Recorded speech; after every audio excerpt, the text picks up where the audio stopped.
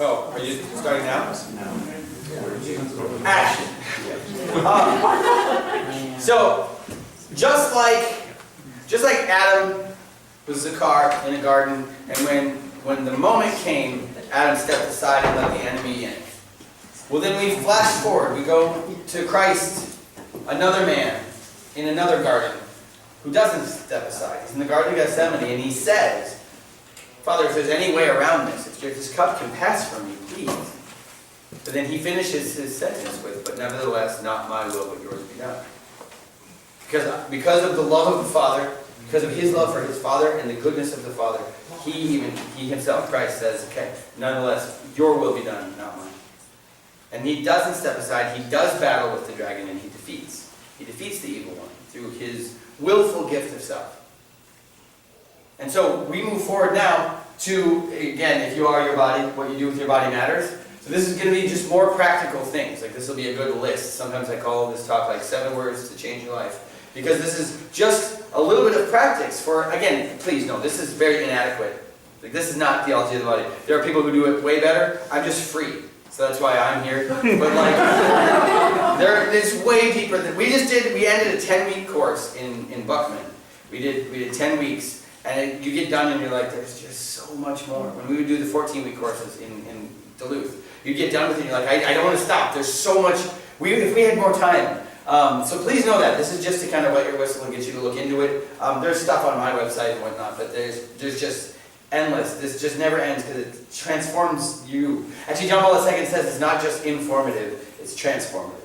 So just by hearing it tonight, you leave differently, and you can't stop it. It just starts to work on your brain. Oftentimes, there are many times where I'm like, I wish I hadn't heard this. I wish I hadn't read this. But it just starts to transform. So anyway, one of the aspects is that of body language. If you are your body, then what you do with your body matters, because this is what people see. This is how they know. And so we know body language exists. If you're sitting and your arms are folded, that says something.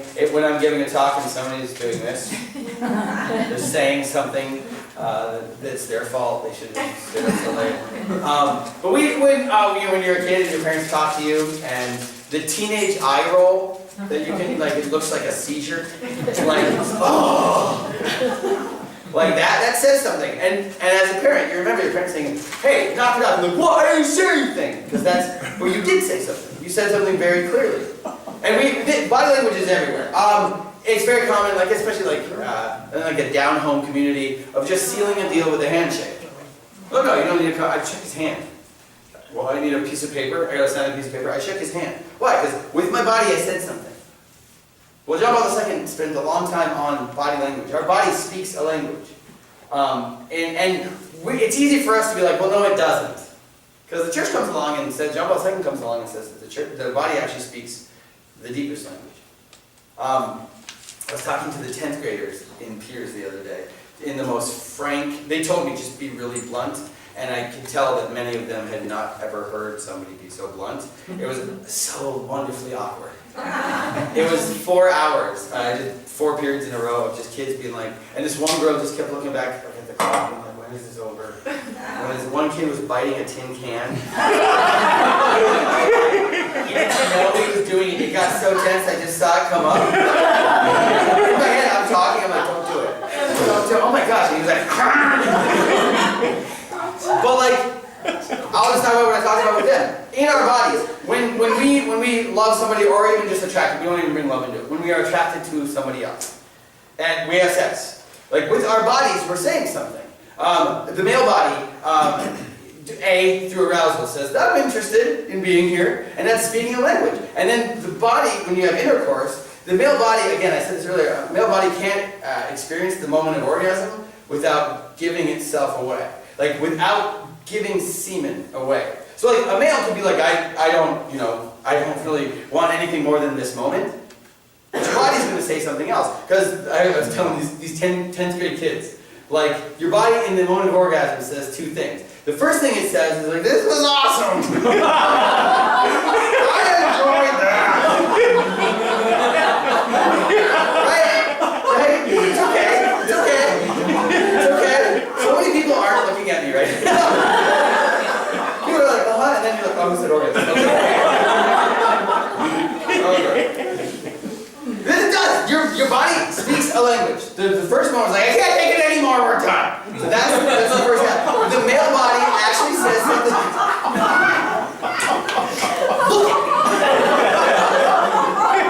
So the male body also says that you didn't know it was going to go this direction. Did anybody leave? On them. You're going to watch the video later and be like, I should not have left. That's all. So the male body, just the male body, says the first half, like, that was enjoyable. I wanted to be there. So that's the first half. But the second half of the actual orgasm, the male's body says something. The male body cannot stop himself from giving away his DNA. And that is a language. Because there's only one reason. Again, the body is on purpose. God created the body. Semen, sperm only exists for one reason. What? To create another life. That's it. So in this moment that everybody is going for, and everyone is going for the O, for the organ. Everyone. That's what you're going for. Nobody stops halfway. And it's like, oh, that was good enough. No,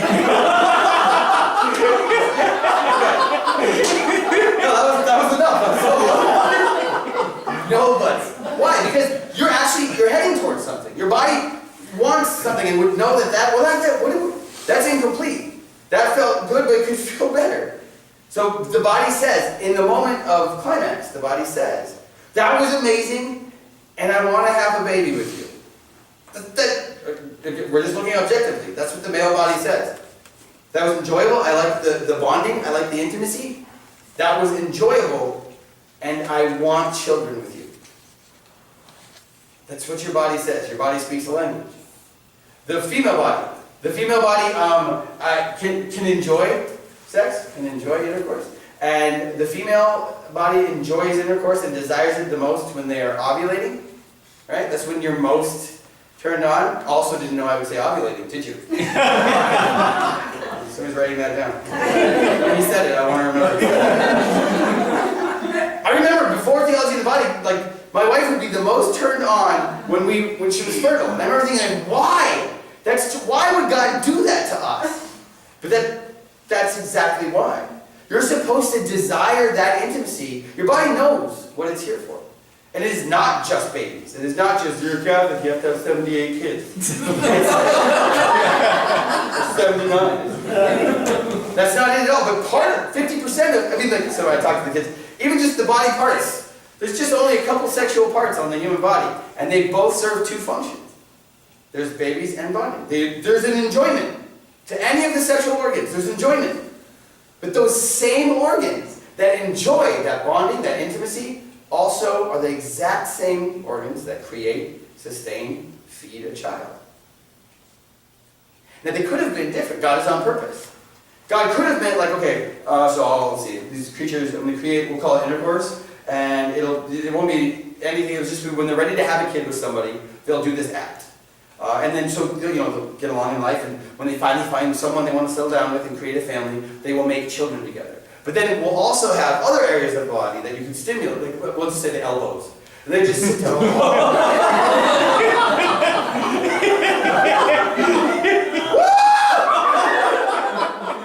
And you'd be in high school, and you'd be in the back of the car, and slowly pulling the seat. And there would be elbow porn. Which, by the way, I said that the other day at the 10th graders, and some girl was like, there probably is elbow porn. Don't go search for elbow porn. Apparently there's not. She went and searched, and there isn't, so you're safe. But anyway, there could have been completely other areas of the body that were sexual then. Like when it came to they were sensual, not sexual, they were sensual. And then you would rub elbows with whoever you wanted to. It'd be fine. Just rub elbows. It feels good. You play tennis together, that's fun. You watch movies and rub elbows. That'd be fine. Because that's all it would be. It would feel good and then it'd be over. He could have made the nerve endings on the bottom of the feet, and then walking would be so wildly popular. When you first meet, you wouldn't be ready to go on. I'm not ready to go on a walk with that person.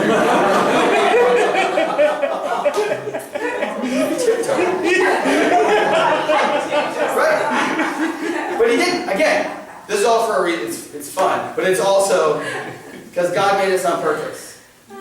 And he made all of the parts that are sensual and enjoyable and intimate.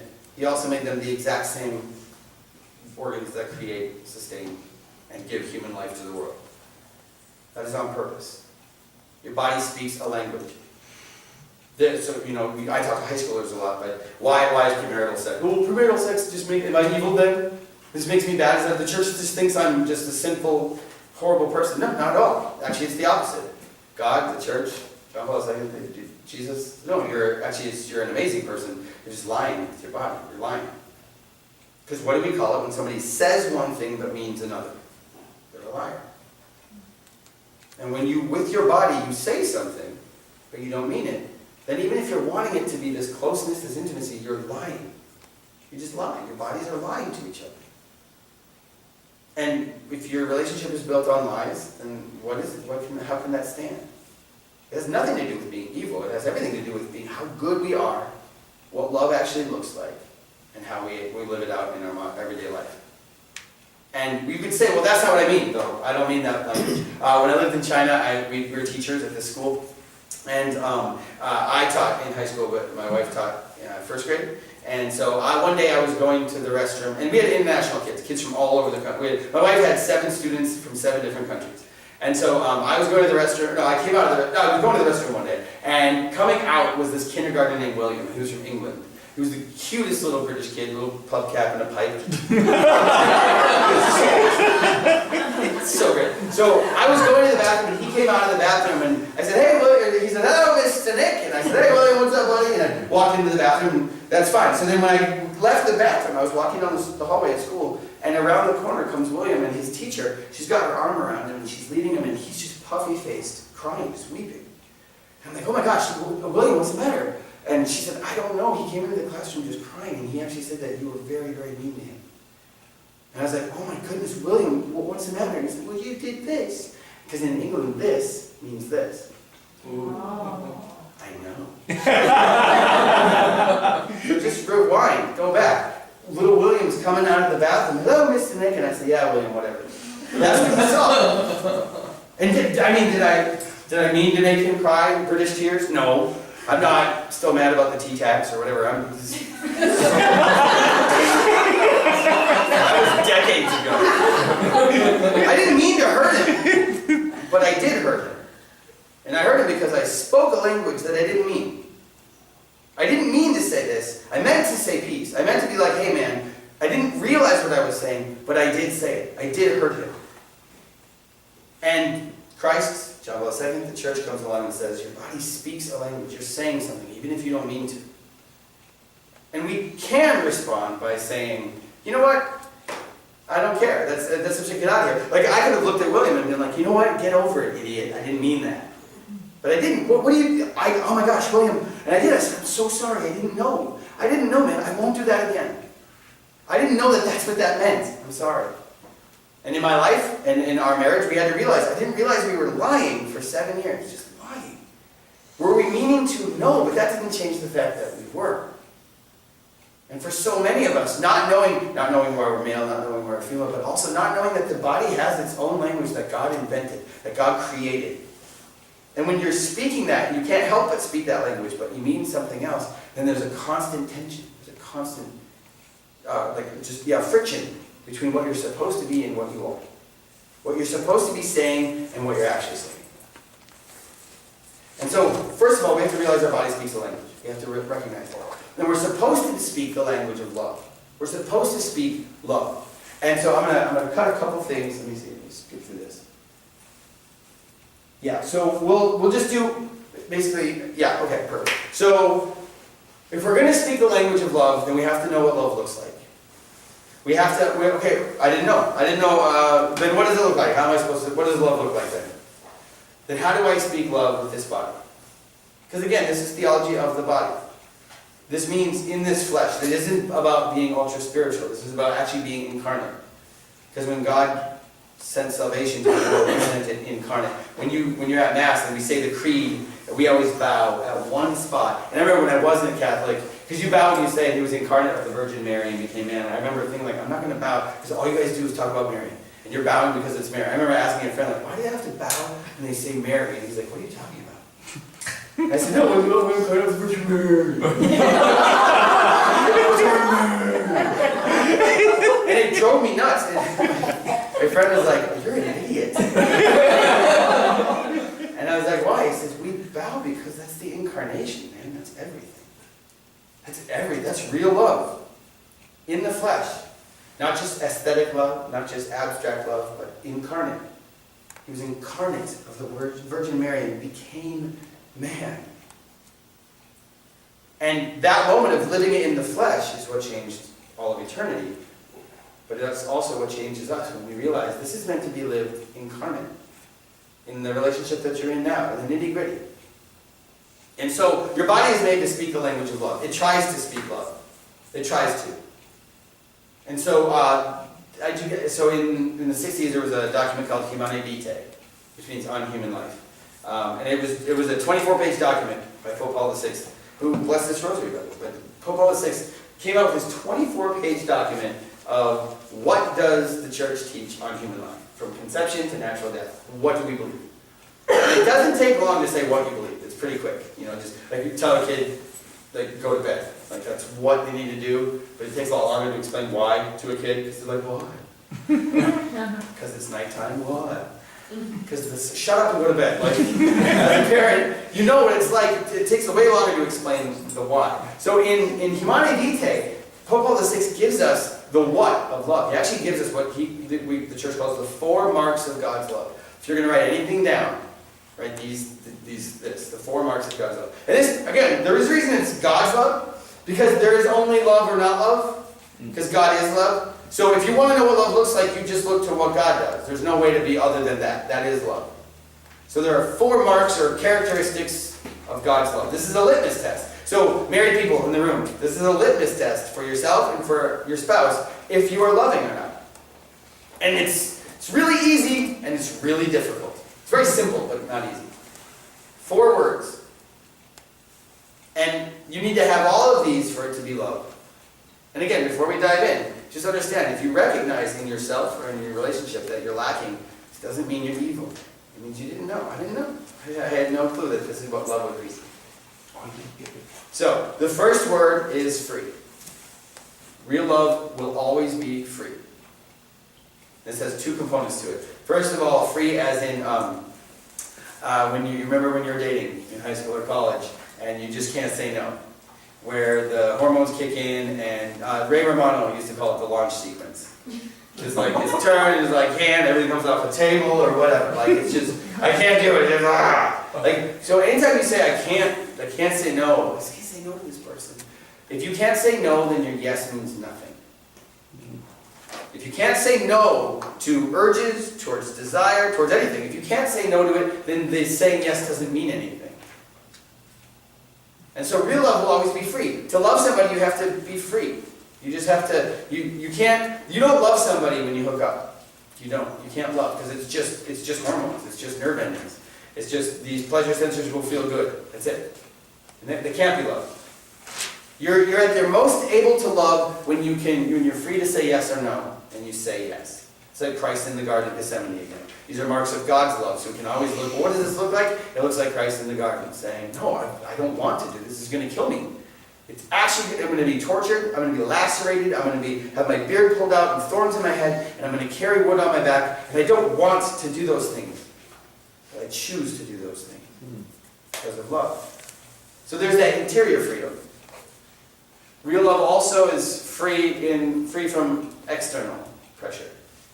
Being pressured to do something, feeling obligated to do something. If you feel in any way pulled to do something, and you don't want to, then there's an aspect that is not free, and so that means there's an aspect that isn't loving.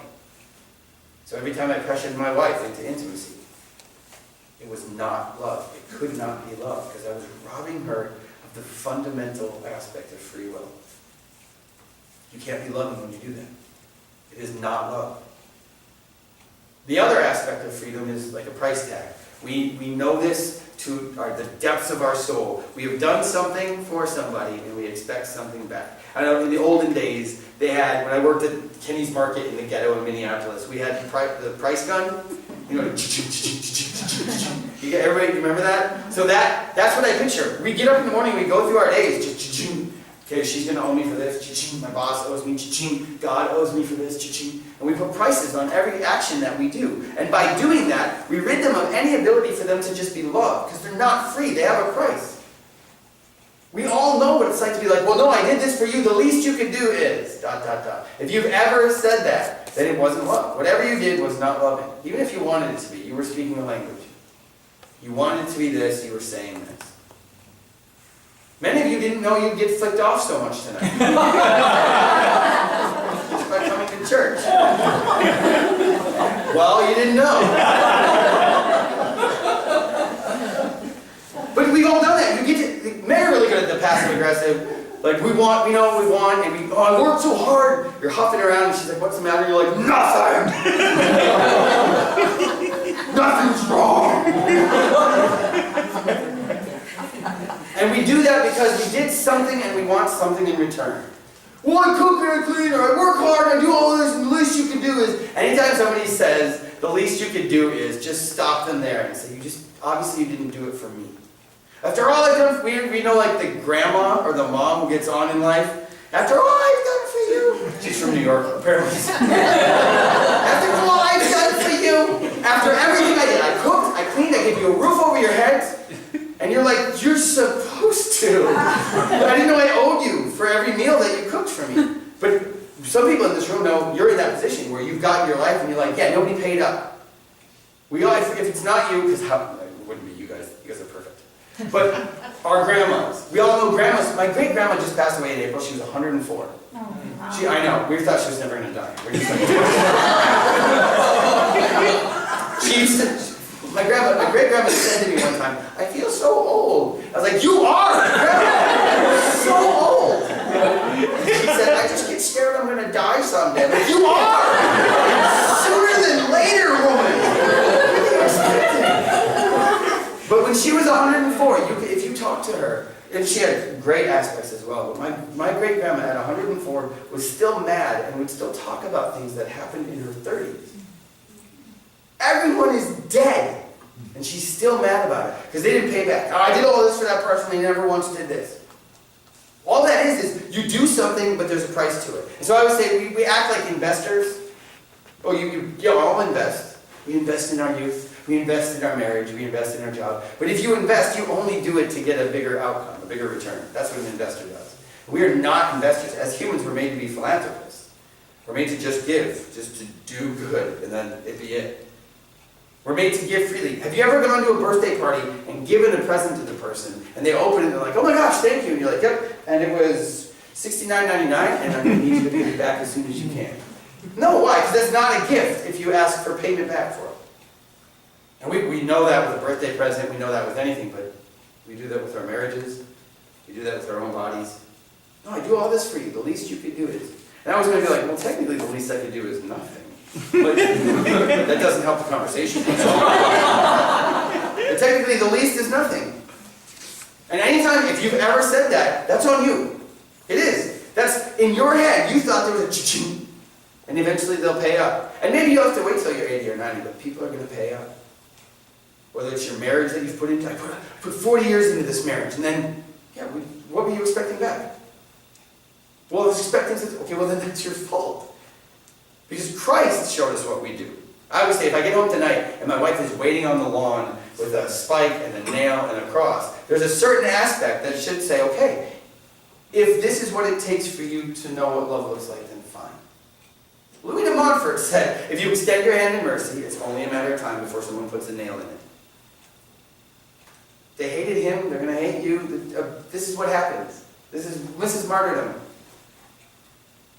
And when we think that we'll get paid back in kind or more, we're disappointed or miserable. Why? Because love is free. You're not upset about any birthday present you've ever given. You probably don't remember most of the birthday presents you've ever given. Because you did the act, you gave it away, and that was it. There's nothing more to it. The act is done. Real love is supposed to be like that. Try it tomorrow. Just get up and go through your day, making every action one of freedom. I'll just give this. Give stuff away. Give your time. You tick the clock. Give it away. Give your time, treasure, and talent. And just see how happy you are. Give it away. Well, I sure hope they use it well. No. Just let that go, because they're not going to. They're probably going to abuse you. They won't say thank you, whatever. Just let it go. It's your part to love, not to be loved. Because you're already loved everything you'll ever need. You have all the love your body, soul, spirit will ever need from Christ. That's it. You don't need anything else. The freest, the most romantic day in my marriage was when I remember years ago I was able to say to my wife, honey, guess what? I don't need you. And that doesn't sound romantic. But my wife said, really? Because I had made her feel like, I used to tell her, you are intrinsic to my happiness. Which sounded romantic, but it crushed her. Because that means I can't have happiness without her fulfilling some part of me. That's not freedom. Real love is always free because we know God gave himself freely. Real love is always free. Well, okay, 6 minutes. Real love is always total. So real love doesn't hold anything back. So guys will say, well, she can have my body, of course, and she can have my paycheck, but she can't get my time. I need my time. I need hunting season or whatever. Sorry, shoot, that's right, we're in Minnesota. He's carrying a rifle. So hunting season, or whatever it happens to be. She can have this, this, and this, but she can't have that. If there's actually anything you hold back, guys, if you're holding something back that you won't give to them, there's a certain part of you that doesn't love. It's a greedy, dark part. And it's not all of us. Women will say, he can have my body, he can have my time, but he doesn't get my heart. I'm not letting him in there. If that's true then that's a real clear sign that there's a deep aspect of not love. So you guys aren't loving each other. Not to the true degree. Doesn't mean you're not trying. Again, it's not a judgment thing. Even the idea of the word sin, the Greek word sin is an archery term. You guys probably heard that before. It's a term for archery. When they would aim at a target and miss, it was called sinning. It's sin. So that's what it doesn't mean you're a horrible archer. Well, I mean, if you miss a lot. But like if you... So the analogy lives. But like, if you're trying and you miss, that's a sin. And God knows that. That's part of his understanding of us. I wanted to love my wife. I just wasn't. I wasn't hitting my mark. And so this isn't about guilt, but it is about truth. And in the language of your body, if you're not giving completely, if you aren't all in, like truly all in, even the darkest parts, then you don't love. And if you can tell that the other person isn't all in, then they don't fully love, and you should deal with that. You should face it. Because real love is always free, and real love is always total. It doesn't hold anything back. It doesn't hold paychecks, or time, or semen. I'm serious. Why is the church against contraception? Because in the deepest moment of intimacy, you say, no, I can't stop this, so put up a barrier. Put up a barrier. I don't want you to have all of me. I wanted this moment. I like how it feels. We feel really good together against each other. But I don't want it to go any further. I don't want you to have my children. That's not total. That's you're withholding, actually, yourself in that moment. If you're a woman, you're withholding your womb. If you're a man, you're withholding your actual self. And that's harsh.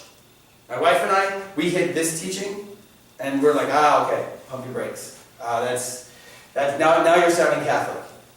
Now you're sounding like what everybody hates in the world, this teaching. But if you're holding something back, you have to ask yourself, why am I doing it? And if you don't want to ask yourself, that's all the more reason to ask yourself.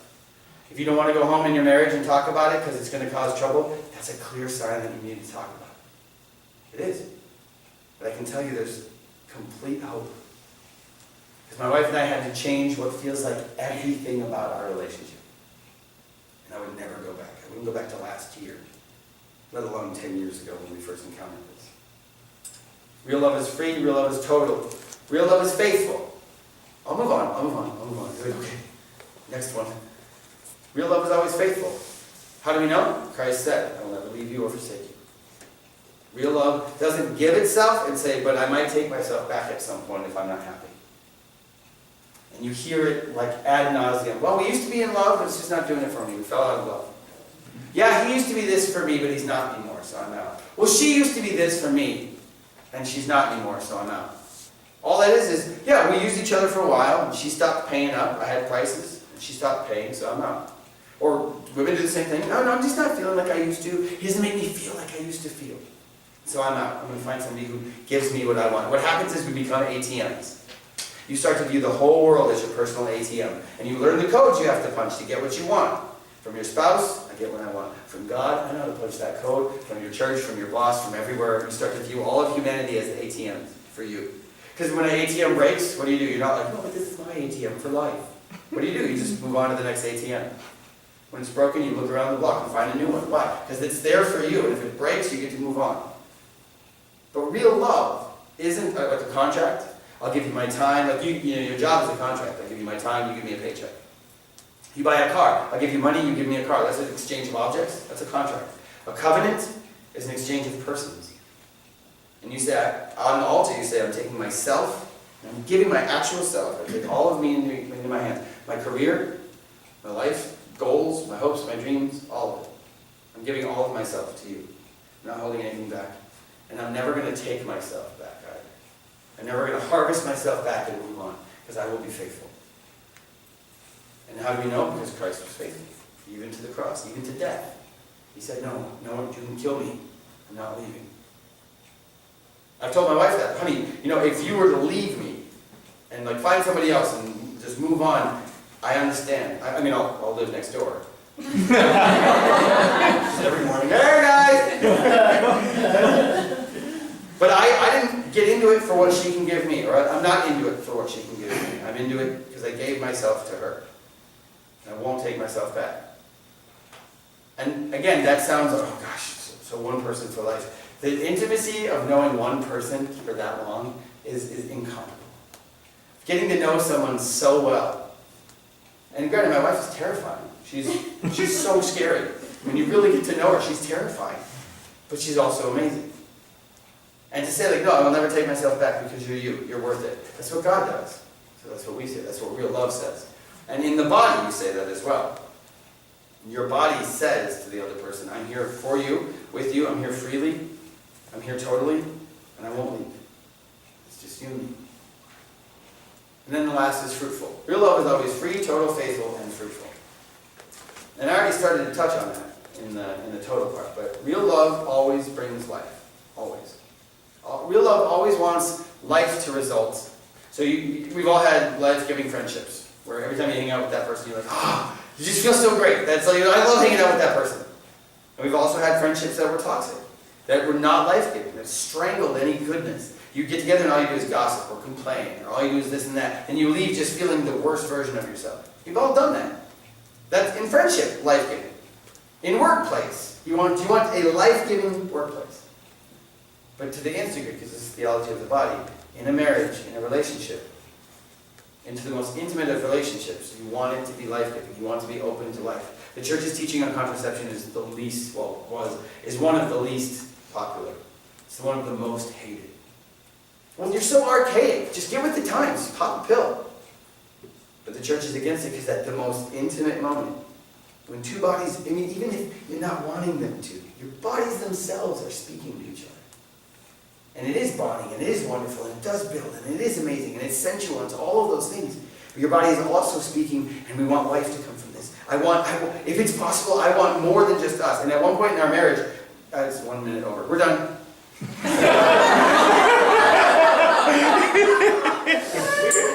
2 minutes, just give me 2 minutes. At one point in our marriage, when we had moved to the Caribbean for med school, we were in our apartment, and we had this great day. We went hiking in these mountains, and it was just really beautiful and awesome. And my wife was like, our life is we do so much, it's so good. I wish, she started to do like this. She's like, I wish there was just more of us. And I'm like, I can't tell what you're doing right now. Are you having a seizure? Are you talking about children? She's like, I think I am. I think what we are is so good, I want there to be more of this. And it was the first moment I remember, because we had already been Catholic for years, I remember thinking oh my gosh, that's what God made the body to want every time. Is life. I want this to be life-giving. I want this to bond us and to grow and to be more than just itself. I want it to live on past this moment. And you can get into NFP and you can get into fertility and how it's not always possible. That's great. It's the idea of being open to life. Real love always wants life. Why? Because God always wants, when the Holy Spirit is hovering over the surface of the waters, what happens? Creation.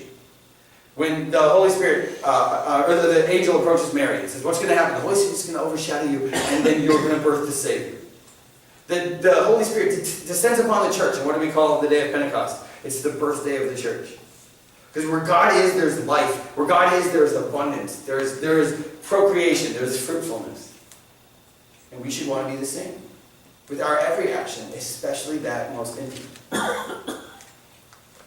So with that, you have these 4 words. You have a litmus test.